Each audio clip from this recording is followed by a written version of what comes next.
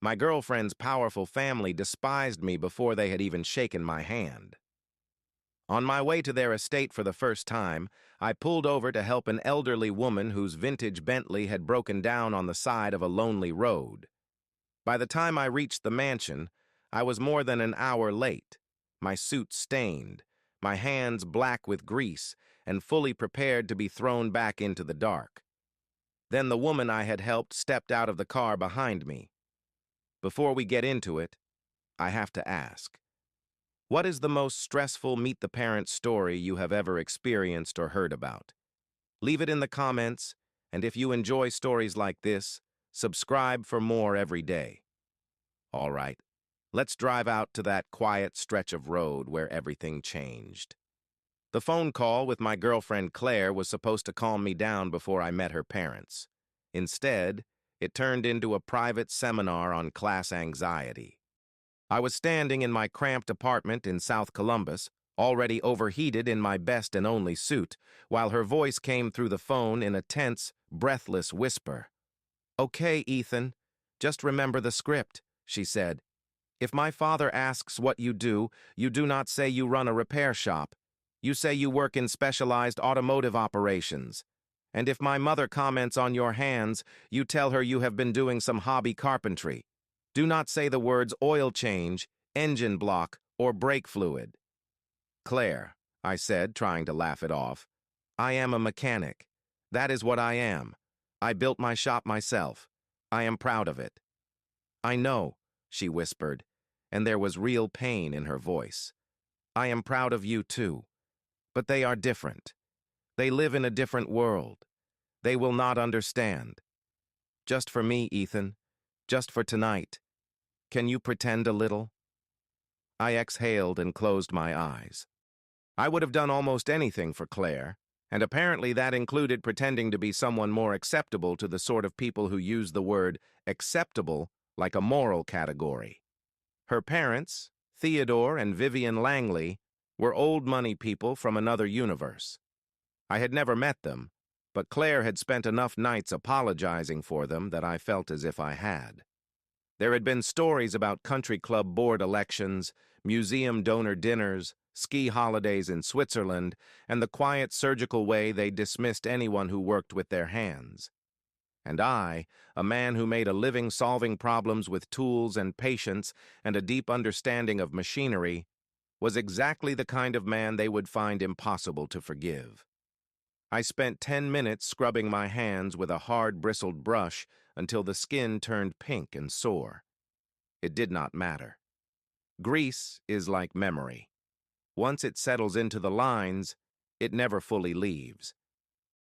I put on my suit jacket, straightened my tie in the mirror, then got into my restored old pickup truck and began the drive out of Columbus and into the kind of Ohio countryside where money did not need to announce itself, because everyone already knew where it lived. The city thinned behind me. Strip malls gave way to long stone fences and horse pastures. Neat little neighborhoods disappeared into broad, silent estates hidden behind old trees and longer driveways than some roads I had known growing up. I checked the time. I was actually going to arrive a few minutes early, which felt like a small miracle. Then I rounded a curve on a quiet two-lane road outside New Albany and saw a sight that made me slow immediately. It was a car, yes, but that word hardly covered it. A breathtaking 1960s Bentley S3, dark blue over silver, sat crooked on the gravel shoulder with its long hood open like the wing of an injured bird. Beside it stood an elderly woman whose posture radiated the kind of authority that most people spend their whole lives trying to fake. She wore a camel coat, gloves, and a strand of pearls. Her silver hair was pinned neatly in place. She was looking into the engine bay with the expression of a queen betrayed by her own carriage. The practical voice in my head sounded exactly like Claire. "Keep driving. You are already nervous. You cannot be late.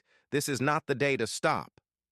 But there was another voice underneath that, one quieter and far more honest. That was a magnificent automobile. It was in trouble, and the woman standing beside it looked stranded in a place where help might not come quickly. So I slowed, signaled, and pulled over ahead of her. I left my suit jacket on the seat and stepped out into the late afternoon wind. "Trouble, ma'am?" I asked. She turned and gave me a sharp, searching look, taking in my dress shirt, slacks, and the fact that I was not exactly dressed for mechanical labor. "It just died," she said. First there was an ugly knocking sound, then smoke, and then silence. My chauffeur was supposed to be behind me, but apparently he has vanished into another century. "Would you mind if I had a look?" I asked. "I know these old engines pretty well." She regarded me for another long second, as if weighing whether the world still occasionally sent useful strangers to the roadside. Then she nodded. "By all means." I stepped to the open hood and leaned in. The smell met me at once. Hot metal, a trace of fuel, old oil, warm insulation. To me it was a language, and one I knew well. I spotted the problem almost immediately. A worn ignition lead near the distributor had frayed and shifted loose. On a car like this, one small failure can feel catastrophic if you do not know where to look. "It is a loose connection," I said. "Nothing fatal. I can patch it well enough to get you home." But I glanced down at my shirt cuffs and hands, and it is not going to be clean. A faint smile touched her lips. "Young man, if you can make this car breathe again, I could not care less whether you leave here covered in soot." So I got my toolkit from the truck and went to work. I knelt on the gravel in my good trousers, loosened the housing, stripped back the damaged wire, reset the connection, and bound it carefully. The whole time she stood nearby and watched with keen, intelligent eyes. She did not ask how much money I made or whether I had gone to the right schools. She asked about the Bentley. She wanted to know how the S3 differed from the earlier models, whether I thought the engine had been properly serviced, and why older cars seemed to have so much more personality than anything new. That kind of question tells you everything you need to know about a person. She loved the machine. She respected the craft behind it. When I finished, my hands were black again, and my shirt had grease along one cuff and a dark smear across one thigh. I wiped what I could with a rag and stepped back. "All right, ma'am," I said. "Give her another try." She climbed in, turned the key, and the Bentley's engine came alive with a deep, refined growl that seemed almost offended it had ever stopped in the first place. Her face brightened with pure, delighted relief. "Why, you marvelous boy," she said. "You brought her back. How can I repay you?" "Just drive her home and keep an eye on that wire until it is properly replaced," I said. "That is enough for me." She studied me a moment longer with a look I could not quite read. Then she smiled again, softer this time. "There are not many men left who stop." "Thank you." She eased the Bentley back onto the road and drove away, with the graceful confidence of someone who had never once doubted she belonged behind the wheel of something beautiful. I watched her disappear around the curve, feeling that warm, quiet satisfaction that comes when you help someone for no reason other than that you can. Then I looked at my hands, then at my suit, then at the time. The satisfaction vanished instantly. I was now over an hour late. The sun was sinking low by the time I turned onto the final road leading to the Langley estate. The dinner had been set for 6. It was now after 7. I rehearsed explanations as I drove. There had been an older woman with a broken vintage Bentley. I stopped to help. It sounded absurd even inside my own head, like the flimsy excuse of a teenager trying to explain missing curfew. These were not people who would appreciate the moral or mechanical details of what had happened. Claire had made that part very clear. In their world, appearances mattered first, second, and third. A man could be rude if he was rich, cruel if he was polished, shallow if he was well-connected, but late, dirty, and common, unforgivable. The entrance to the property was marked by 2 limestone columns and a wrought iron sign that simply read, "Langley House." No need for a gate. A family like that did not keep people out with metal. They kept them out with reputation. The driveway stretched on forever, pale gravel winding through wide rolling lawns and old maples lit from below. At the end stood the house. Calling it a mansion was not exaggeration. It was a huge federal-style estate of brick and white stone, with tall windows blazing gold against the darkening sky. Expensive cars lined the circular drive. My old truck looked small and honest among them, like a work boot left in a room full of patent leather shoes. I parked as far out of the way as I could and sat for a moment gripping the steering wheel. I tried to scrape the grease from under my nails with a napkin from the glove compartment, but it only smeared. There was no fixing this now. I stepped out, straightened my ruined jacket as best I could, and walked up to the front door, each step feeling a little too loud on the stone. When I rang the bell, it echoed somewhere deep inside the house, with the solemn sound of judgment preparing itself. After a long wait, the door opened, and there was Claire. For a second, her face was all relief, then confusion, then complete horror. "Ethan," she whispered. "Oh my God. What happened to you? Are you all right?" "I am fine," I said quickly. "I am so sorry. I can explain. There was this woman on the road, and her car had broken down, and I could not just leave her there." But before I could say anything more, two figures emerged from the hall behind her and stepped into the warm light spilling through the doorway. Theodore and Vivian Langley. They were exactly the people I had imagined, and somehow even worse in person. He was silver-haired, tall, and impeccably dressed in that effortless way only men born to servants can manage. She was elegant in a cold, deliberate way, every detail of her appearance curated into perfection. Both of them looked at me the way people look at a stain they had not expected on white fabric. "So," Theodore said at last, his voice low and clipped, "this is him, the mechanic." "Mr. and Mrs. Langley," I began, trying to hold myself together. "I am deeply sorry for being late. There was a woman stranded on the road with a classic car, and I stopped to help." Theodore raised one hand and silenced me without a word. "We are not interested in excuses," he said. "In this family, punctuality is not optional. It is a minimum expression of respect. You have failed that minimum on the very first evening." Then Vivian stepped forward and let her eyes travel over me with cool distaste. She took in the ruined cuffs, the black under my fingernails, the stains on my slacks, and smiled the kind of smile that is technically polite and spiritually venomous. "Claire mentioned that you are a man who works with his hands," she said. "I see you have made no attempt whatsoever to disguise it. How quaintly authentic." I stood there mute for a second, stunned by how little effort they had made to conceal their contempt. "It is probably best if we try this another night," Theodore said, but he was speaking to Claire now, not me. "A night when your young man can arrive on time and in a condition more appropriate to this house." Then he turned away. Just like that. Dismissed. I felt something cold sink through me. I had not even been allowed to fail with dignity. Claire looked heartbroken but trapped, and I gave her a small, helpless nod that said it was all right, even though it clearly was not. I turned to go, feeling every inch of the long driveway waiting for me like a walk of shame. Then I heard it. It was a sound any mechanic would know anywhere. Deep, smooth, expensive, and unforgettable. The elegant purr of an old Bentley engine rolling up the drive. Headlights swept over the lawn and across the porch. I froze with one hand on the railing and turned just as the dark blue and silver Bentley glided to a stop behind my truck.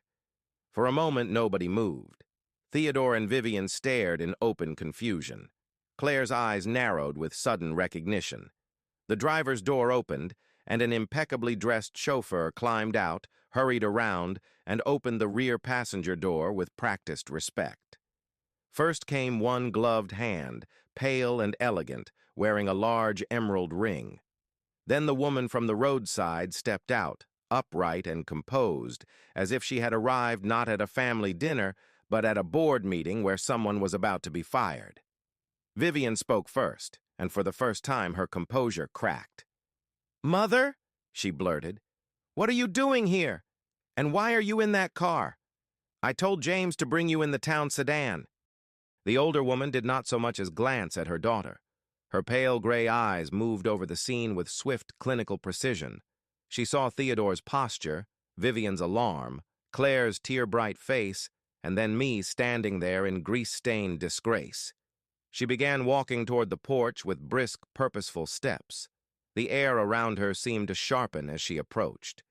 Theodore and Vivian, who a moment earlier had looked every inch the rulers of the estate, now looked like two anxious schoolchildren waiting for a headmistress to speak. She stopped at the bottom of the steps and faced me. Her gaze passed over my stained clothes and blackened hands, but there was no contempt in it. It felt more like evaluation, like someone identifying quality in a form she had not expected. Then she smiled. It was not the soft, grateful smile from the roadside. This one carried amusement, intelligence, and a private kind of approval. "Theodore," she said, then Vivian. Her voice was calm, but it landed like a gavel. "This young man, whom you appear to be in the middle of insulting off your own front steps, spent the better part of an hour on the shoulder of a country road fixing my Bentley after your wonderfully dependable driver managed to disappear from the map altogether." Theodore tried to recover himself. "We did not realize," he said stiffly. "He arrived over an hour late to dinner and in, frankly, unacceptable condition." The woman lifted one eyebrow. "Unacceptable?" she said. "This is not unacceptable, Theodore. This is the evidence of a man willing to do something useful with his hands. A man who stopped to help a stranger, even when it cost him personally." She turned toward Vivian, and the change in temperature was unmistakable. A quality, she said, that this family once claimed to admire. Though I confess I am hearing very little of that tradition tonight. Then she looked back at me, and the steel left her expression. "Young man," she said, "you have my sincere thanks. Skill is valuable. Decency is rarer. The combination is rarer still." And then she did something that completely shattered the little balance of power Theodore and Vivian had left. She reached up, took my arm, and said, "Come along, Ethan. It appears I have arrived just in time to rescue you from what was shaping up to be a desperately tedious evening. You are having dinner with me." I walked into the Langley house on the arm of the one person who seemed capable of terrifying everyone else in it. My earlier dread had not vanished exactly, but it had been replaced by a kind of disbelief so intense it felt almost unreal. Behind us, Theodore and Vivian followed in silence. Claire came last, looking as if she were trying very hard not to laugh, cry, and cheer all at once. The air inside the house was cool and still.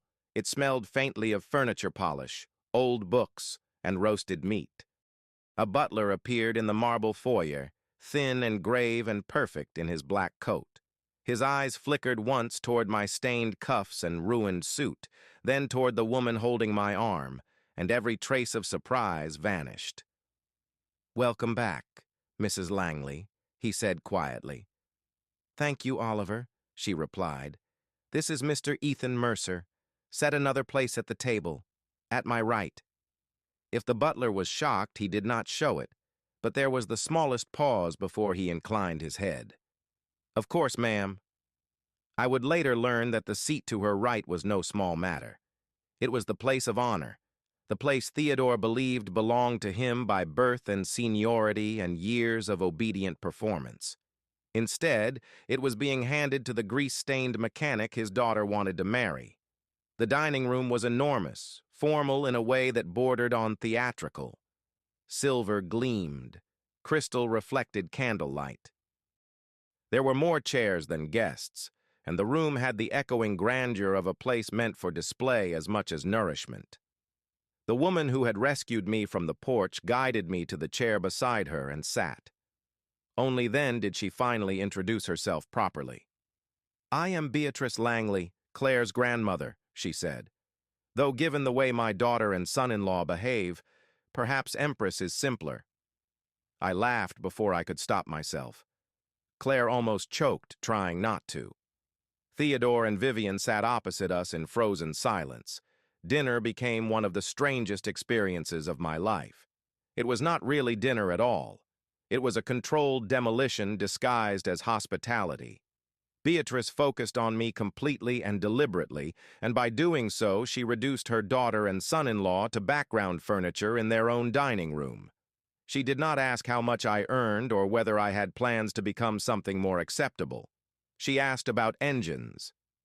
"So, Ethan," she said after the first course, "tell me something.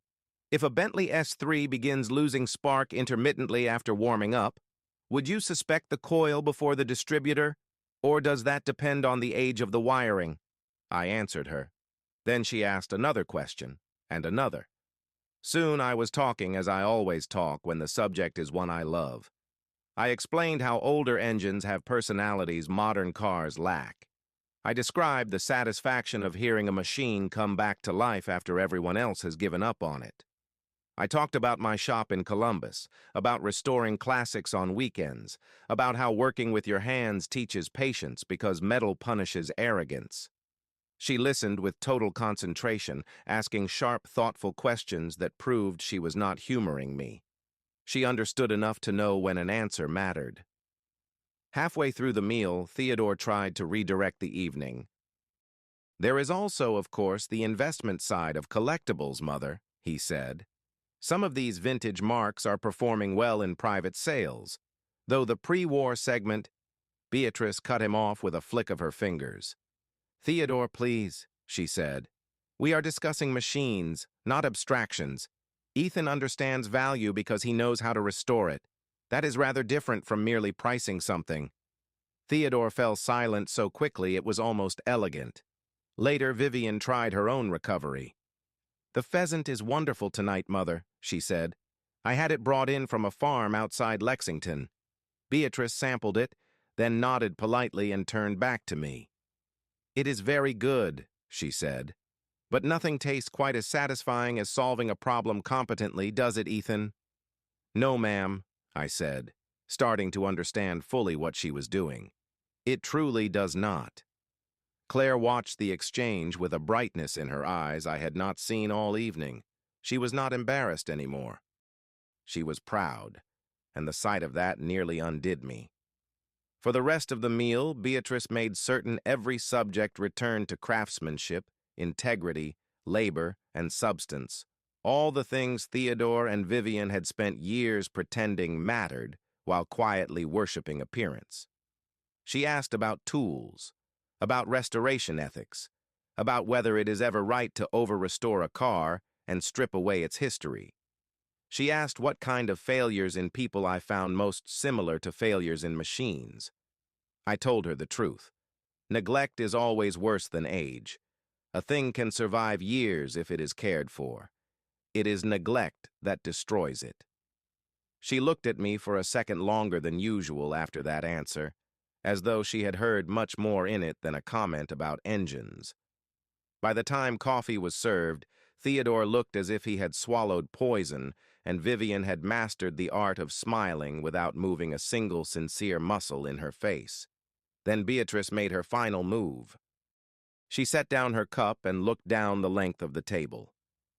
"It has been a very long time," she said quietly, "since anyone at this table has spoken with real enthusiasm about anything beyond status, market perception, or committee gossip. It is refreshing." Then she turned to me, and her expression changed from amused to businesslike. "Ethan, my late husband, adored classic automobiles. Over the years, he assembled a private collection of extraordinary cars, many of them rare, all of them neglected since his death because nobody in this family has had the skill or the interest to care for them properly." My breath caught. Claire's eyes widened. Theodore stiffened. Vivian went completely still. Beatrice folded her hands and continued. "I believe I have found the man to restore them. Tomorrow morning we will discuss the terms under which you will become curator of the Langley collection." I am not ashamed to say I simply stared at her. For a second I genuinely thought I had misunderstood. The room fell so silent that I could hear the faint tick of the long case clock in the hall. Theodore's face lost color. Vivian looked stricken. Claire looked as if the world had tipped suddenly in our favor, and she was not entirely sure whether to laugh or weep first. "Mrs. Langley," I said, "I do not know what to say. I would be honored." She waved away my gratitude. "Do not mistake practicality for charity, Ethan. I am not doing you a favor. I am saving my husband's collection from slow decay, and you are the first person I have met in years who sees these cars as more than assets with polished surfaces. You understand what they are. That matters." The evening ended hours later, after coffee turned into a long conversation between Beatrice and me about straight-six engines, old coach builders, and the absurd elegance of pre-war design. Claire sat beside me, listening with a smile that made the whole miserable beginning of the night worth enduring. When we finally stood to leave, Theodore and Vivian made one last attempt to resist. They cornered Beatrice in the grand foyer, their voices low but desperate. "Mother," Vivian said, "you cannot possibly be serious. You are going to hand Father's collection over to this man, this mechanic. It is part of our family's legacy." Beatrice turned, and for the first time that night, I saw the full force of her authority without warmth to soften it. "Vivian," she said, "your family's legacy is not a room full of cars, nor this house, nor your social calendar. It is meant to be character, something this young man has demonstrated in abundance, and you, tonight, have displayed precious little of." Then she turned her gaze on Theodore. "And if either of you confuses breeding with worth again in my presence, I will make this evening seem gentle by comparison." Theodore actually lowered his eyes. I had not thought men like him still did that. Beatrice then looked at me and smiled as if the storm had never happened. "Oliver will give you access to the West Carriage House in the morning, Ethan. Have fun." In the months that followed, what began that night turned into a quiet revolution. Claire and I married the following spring. The wedding was beautiful, and Theodore and Vivian were flawlessly courteous throughout, the way people become when they understand that one wrong move will bring down a greater force than themselves. The morning after our honeymoon, Claire walked with me across the Langley grounds to the West Carriage House. I still remember the way the doors opened. It felt less like entering a garage and more like stepping into a private museum suspended in dust and silence. There were old Bentleys, Packards, Jaguars, Alphas, a pre-war Mercedes Roadster, and a breathtaking 1930s Auburn that made me forget to breathe for a second. It was not just a collection. It was history sleeping under sheets and neglect. And somehow it had become my responsibility. My purpose there was never about pretending to be something cleaner or more polished than I was. In fact, Beatrice made a point of the opposite. She insisted that Theodore and Vivian occasionally come to the carriage house to hear me explain what I was doing. She would stand nearby while I walked them through valve timing, body-off restorations, wood framing, leather preservation, and the precise conditions under which old engines can be revived without damaging them. She forced them to stand there in expensive clothes and watch a man they had once dismissed transform their family's prized legacy with the very same hands they had found so offensive. It was revenge, yes, but elegant revenge, the kind only someone like Beatrice could orchestrate. One evening, several months later, Claire and I took a restored 1964 Jaguar Mark II out for a drive along the country roads beyond Granville. The sun was going down, the sky all copper and violet, and she sat beside me with one hand resting lightly on my arm. I thought back to that first terrible drive out to meet her parents, to the sick feeling in my stomach, to the way I had almost agreed to apologize for the work that had built my life. I had been so prepared to hide the truth of who I was. And in the end, it was that truth, in the simplest possible form, that changed everything. I had stopped because someone needed help. I had knelt on the gravel because a beautiful machine was broken and I knew how to fix it. That was all. No performance, no strategy, just instinct and decency and craft. And that had done more for me than any polished lie ever could have. My vindication was never really in Theodore and Vivian's humiliation, though I would be lying if I said I took no pleasure in it. My vindication was in discovering that the right people do not merely tolerate what is real in you, they recognize it, they honor it. They build a place for it. I was not accepted despite being a mechanic. I was welcomed because I was one, because I knew something useful, because I could restore what others had neglected, because when it mattered, I stopped. That, in the end, was worth more than status, manners, or the right last name. It was the one thing their world could not imitate. And every time I walk into that carriage house with grease on my hands and Claire smiling at me from the doorway, I remember the truth that changed my life on the side of that quiet Ohio road. Character is always worth more than polish, always.